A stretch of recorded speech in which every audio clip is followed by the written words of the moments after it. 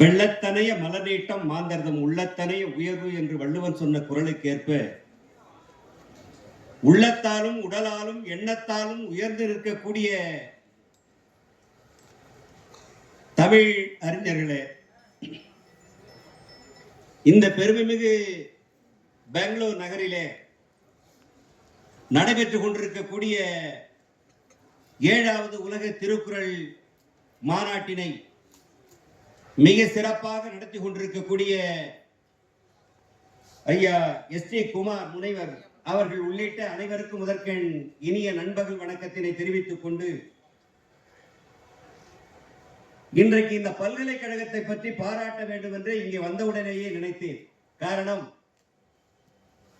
பெங்களூரிலே ஒரு பல்கலைக்கழகம், இந்த பல்கலைக்கழகம் திருக்குறள் மாநாட்டை நடத்துவதற்கு இசைவு தெரிவித்ததோடு மட்டுமல்ல, காலையிலே அவர்கள் உணவு கொடுத்த அரங்கம் அவ்வளவு அருமையாக இருந்தது, உணவும் அருமையாக இருந்தது, இந்த அரங்கமும் அருமையாக இருக்கிறது. இங்கே இருக்கக்கூடிய அந்த கல்லூரியினுடைய மாணவர்கள் வழிகாட்டக்கூடிய அந்த நெறியும் அழகாக இருக்கிறது. இனி வரும் இருக்கைகள், அந்த 3 இருக்கைகளும் அழகாக அமைத்திருக்கிறார்கள். இப்படிப்பட்ட ஒரு ஆர்வத்தோடு பணியாற்றி கொண்டிருக்கக்கூடிய இந்த பல்கலைக்கழகத்தினுடைய நிர்வாகத்தை நான் இந்த நேரத்தில் பாராட்டுவதற்கும் போற்றுவதற்கும் கடமைப்பட்டிருக்கிறேன். தற்கார் தகவலர் என்பர் அவரது நிச்சயத்தால் காணப்படும் என்று வள்ளுவன் சொல்லுவானே, அதை போல திருக்குறளுக்கும் இந்த பல்கலைக்கழகத்திற்கும் திருக்குறளை ஆங்கிலத்திலே மொழிபெயர்த்து உலக நாடுகளுக்கு கொண்டு சென்ற எல்லிஸ் போன்றவர்களுக்கும் ஒரு இணக்கம் இருக்கிறது. அதனாலேதான் இவர்கள் இன்றமும் திருக்குறளை இங்கே ஒலித்துக் கொண்டிருக்கிறார். அந்த அடிப்படையிலே அவர்களுக்கு முதலிலே நான் பாராட்டுதலையும் வாழ்த்துதலையும் தெரிவித்துக் கொள்ளுகிறேன். 1812 தஞ்சை மாவட்டத்தை சார்ந்த ஞானப்பிரகாசர் என்பவர் மலையாளத்திலே இருந்த திருக்குறளை தமிழிலே மொழிபெயர்த்தார், முதலாக அச்சிட்டார். அதே காலகட்டத்திலேதான் மதுரையினுடைய ஆட்சியராக இருந்தவர் ஆரிங்டன், அவர்கிட்ட ஒரு வேலைக்காரராக இருந்தவர் கந்தப்பன். அந்த காலகட்டத்திலே ஓலைச்சுவடிகளை எல்லாம் அடுப்பிலே வைத்து எரித்துக் கொண்டிருந்த காலகட்டம். கந்தப்பன் என்று சொல்லக்கூடிய அந்த சமையல்காரர் இந்த ஓலைச்சுவடியை பார்த்துவிட்டு ஆரிங்டனிடத்திலே கொடுக்கிறார். ஆரிங்டனை பார்த்துவிட்டு இதுல ஏதோ பெரிய செய்திகள் இருக்கிறதே என்று சொல்லி அவருடைய நண்பர் சென்னையிலே ஆளுநராக இருந்த எல்லிஸ் அவர்களுக்கு அதை அனுப்புகிறார். எல்லிஸ் அந்த நேரத்திலே அதை ஆங்கிலத்திலே முதல் அதிகாரத்தை ஆங்கிலத்திலே மொழிபெயர்த்து அதை உலகறிய செய்யக்கூடிய அந்த பெருமை அந்த கிறிஸ்துவ மதத்தை சார்ந்தவர்களாக இருந்தாலும் இந்த தமிழை உலகறிய செய்தவர்கள், திருக்குறளை உலகறிய செய்தவர்கள் இவர்கள். அதனாலேதான் இந்த பல்கலைக்கழகத்தை நான் இந்த நேரத்திலே பாராட்டுகிறேன். அதே போல இன்றைக்கு சென்னையிலே 27 அந்த நேரத்திலே பஞ்சம் வந்த காலகட்டம், 27 கிணறுகளை வெட்டி அந்த கிணறுகளிலே கூட திருக்குறளை பதிப்பதற்கு காரணமாக இருந்தவர். திருவள்ளுவருக்கு அந்த நேரத்திலே நாணய வெளியிட்ட காலகட்டமும் உண்டு. அது மட்டுமல்ல, அதன் பின்னால் 1942 முதலாக திருவள்ளுவருக்கு திருக்குறளுக்கு மாநாடு நடத்தியவர் தந்தை பெரியார் என்பதை இந்த நேரத்திலே நினைவு கூற கடமைப்பட்டிருக்கிறேன். அதை போல 1960ஆம் ஆண்டு இந்தியாவிலே தமிழிலே ஒரு தலைவர் ஒருவருக்கு அதாவது முத்திரை வழங்கப்பட்டது என்று சொன்னால், முத்திரையிலே படம் போடப்பட்டது என்று சொன்னால் அது திருவள்ளுவருக்கு தான் என்பதை நான் இந்த நேரத்தில் தெரிவித்துக் கொள்கிறேன்.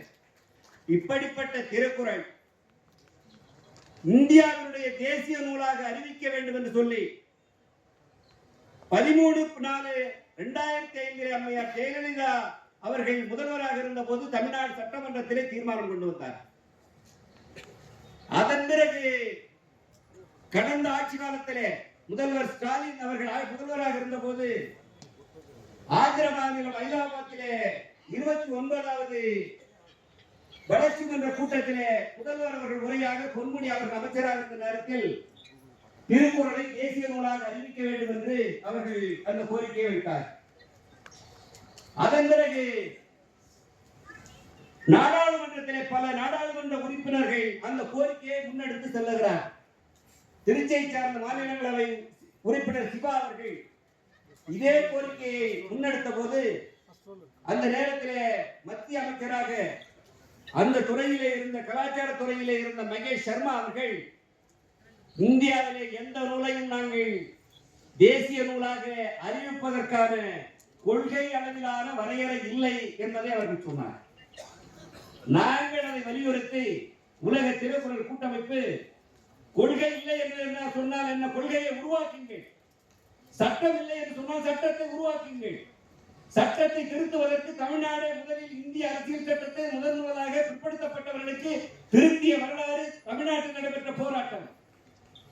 எனவே அப்படி சட்டத்தை திருத்தி திருக்குறளை தேசிய நூலாக அறிவியுங்கள் என்கின்ற கோரிக்கையை முன்னெடுத்து டெல்லியிலே ஒரு போராட்டத்தினை நடத்தினோம். 133 கவிஞர்கள் ஒன்று கூடி அங்கே ஒரு போராட்டத்தினை நடத்தினோம்.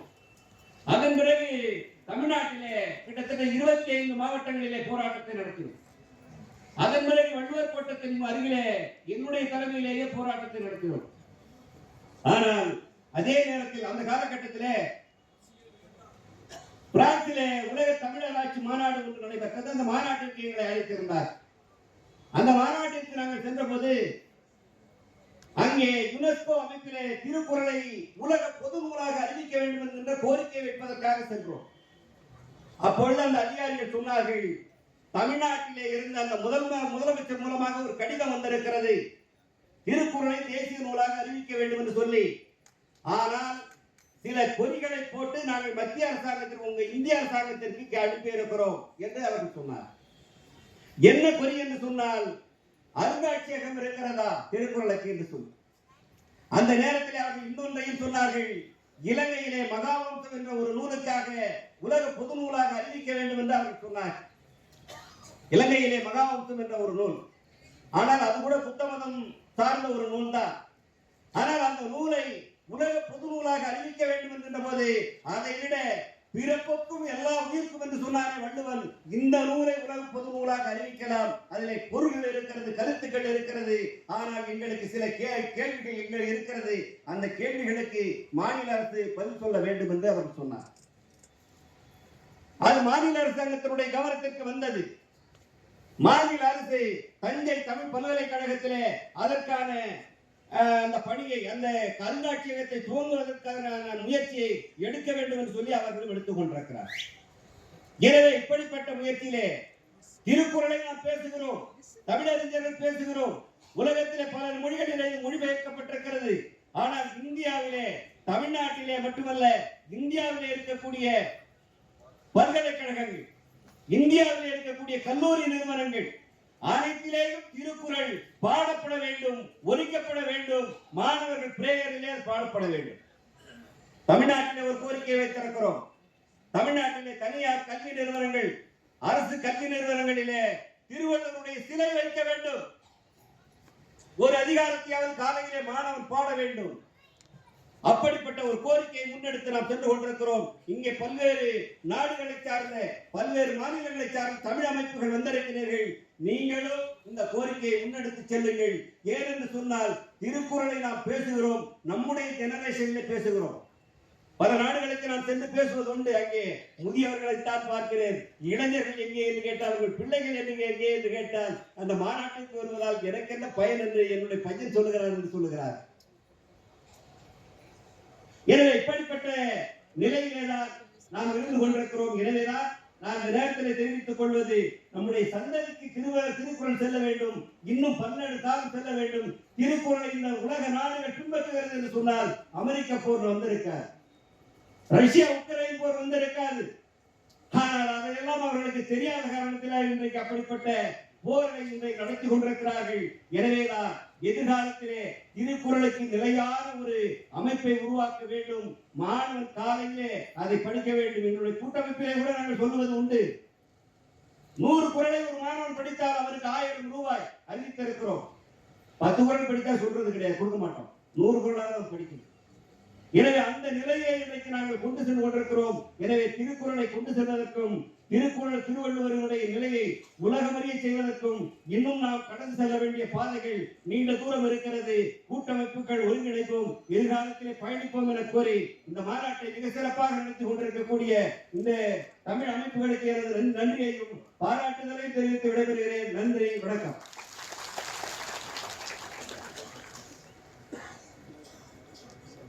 முனைவர் வி. சரளா ஆறுமுகம் எழுதிய 11 கீழ்க்கணக்கு நூல் மற்றும்